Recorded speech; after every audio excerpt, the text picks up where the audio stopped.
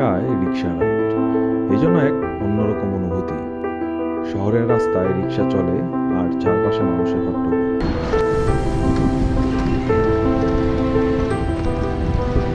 কিছুক্ষণ গাড়ি হর্ন আর ট্রাফিক জ্যামের মাঝেও রিক্সাওয়ালা আপনাকে নিয়ে যায় একেবারে শহরের প্রাণের মধ্যে।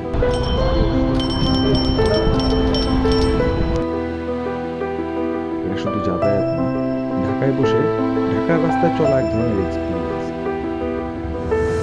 চলে যাবেন আপনার গন্তব্যে, কিন্তু মাঝপথে কিছু এমন মুহূর্ত পাবেন যা হয়তো আর কখনো খেয়াল করবেন না।